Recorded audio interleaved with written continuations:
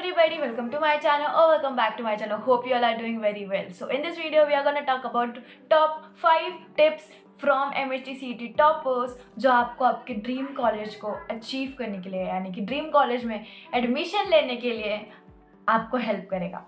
So let's get started.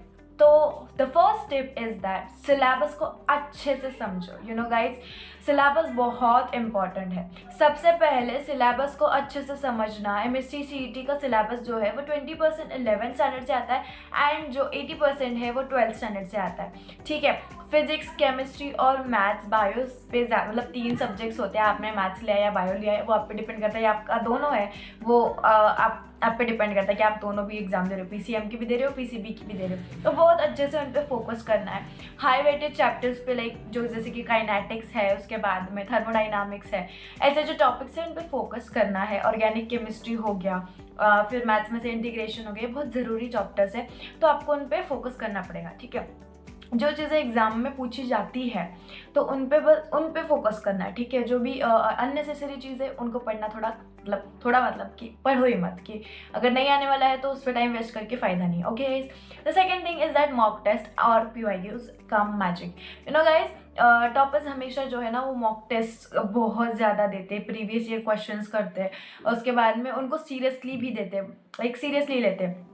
दे दिया ख़त्म हो गया ऐसे नहीं, वो सीरियसली उस चीज़ को देते हैं. मानो कि जैसे वो फाइनल एग्ज़ाम दे रहे हो, वो हर एग्ज़ाम को अपना फाइनल एग्ज़ाम समझ के एग्ज़ाम देते हैं. अपने मॉक टेस्ट को देने के बाद में उसके बाद में वो अपना स्कोर एनालाइज करते हैं, अपना स्कोर देखते हैं एंड फिर उसके बाद में उनकी क्या गलतियाँ हुई है ये एनालाइज करते हैं. एग्ज़ाम दे के छोड़ना इज़ नॉट राइट. ठीक है, फिर उससे अच्छा तुम मॉक टेस्ट दो ही मत. बट अगर तुम मॉक टेस्ट दे रहे हो तो मेक श्योर कि आप अपनी गलतियाँ एनालाइज करो, कहाँ आप गलत हो, कहाँ आप सही हो, आप कहाँ पे अच्छा कर सकते हो. उसके बाद में मॉक टेस्ट क्या करता है, आपको टाइम मैनेजमेंट प्लस आपकी जो एक्यूरेसी होती है वो आपकी इम्प्रूव करने के लिए वो हेल्प करता है. तो आपको टाइम मैनेजमेंट भी मिल जाता है और आपकी जो एक्यूरेसी है वो ऑटोमेटिकली बढ़ जाती है. एंड जो एक होता है ना कि हाँ प्रिडिक्शन, अगर कुछ नहीं आ रहा है तो आसानी से कभी कभी आप लोग एलिमिनेशन प्रोसेस वगैरह यूज़ करके आप अपना जो आंसर है वो भी निकाल सकते हो. थर्ड टिप जाती है वो है कॉन्सेप्ट क्लैरिटी.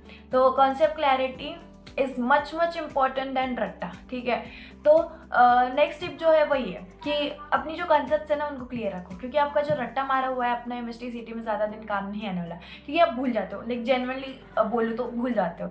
एक दिन मैं सपोज मैं अपनी प्रिपरेशन कर रही थी, तब मैं एक दिन पढ़ रही थी, लर्न कर रही थी एंड नेक्स्ट डे भूल जा रही थी, क्योंकि मैं उसको याद कर रही थी, मैं समझ नहीं रही थी उसको. तो ऐसे मैं बहुत बार किया मैंने और मैं भूल जा रही थी.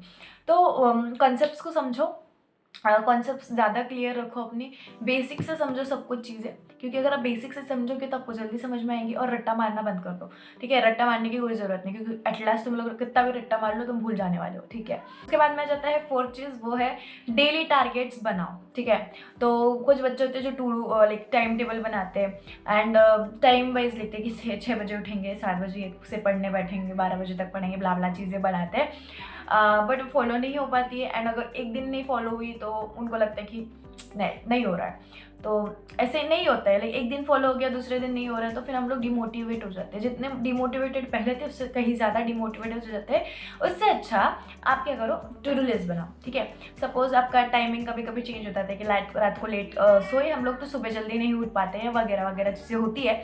तो आप क्या कर सकते हो, टू डू लिस्ट बना लो. ठीक है, तो टू डू लिस्ट बनाओ कि कौन से चैप्टर्स खत्म करने हैं, कौन से चैप्टर्स हमें आज कंप्लीट करने हैं, कितने क्वेश्चंस करने हैं. फॉर एग्जांपल आपने डिसाइड किया कि आपको 2 सब्जेक्ट पढ़ने आज, that is chemistry and maths. तो अगर आप केमिस्ट्री से आपने सोचा कि केमिस्ट्री के मैं फिजिकल केमिस्ट्री ख़त्म करूँगा, फर्स्ट या सेकेंड चैप्टर में ख़त्म करूँगा, और मैथ्स के मैं 20 से 30 क्वेश्चंस लगाऊंगा. तो ऐसे आप टाइम मैनेजमेंट करोगे ना तो आप दिन भर प्रोडक्टिव भी रहोगे और आपको पता रहेगा कि आपको करना क्या है. और अब जब आपका ख़त्म हो जाएगा वो काम सारा करना, सारी जगह पे आपने टिक टिक टिक टिक कर दिया, तो आपको जो सेटिस्फैक्शन मिलेगी ना that would be like next level होगी वो. ठीक है, फिफ्थ चीज़ आ जाती है वो है smart work not just a hard work. तो देखो भाई, last but not the list, ठीक है, फिफ्थ चीज़ कि टॉपर हार्डवर्क के साथ साथ स्मार्ट वर्क्स भी करते हैं. ठीक है, स्मार्ट वर्क का मतलब है जैसे शॉर्टकट्स, ट्रिक्स सीखना, क्योंकि ऐसे ना बहुत चीज़ें यूज़ होती है MHT CET में. बहुत सारे शॉर्टकट्स होते हैं, बहुत सारी ट्रिक्स होती है जो आपका टाइम सेव कर देती है.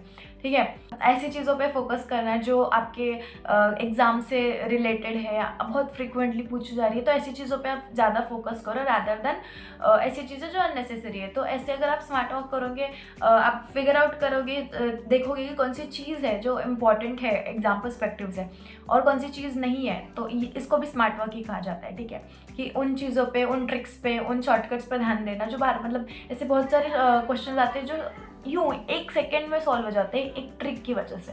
तो हाँ, ऐसी ट्रिक्स एंड शॉर्ट्स आपको मिल रहे होंगे तो आप वो ले सकते हो। ठीक है, तो ये थी कुछ 5 टिप्स जो MHT CET टॉपर्स देते हैं हमेशा। अगर तुमने ये टिप्स फॉलो कर ली तो आपकी सक्सेस गारंटीड है।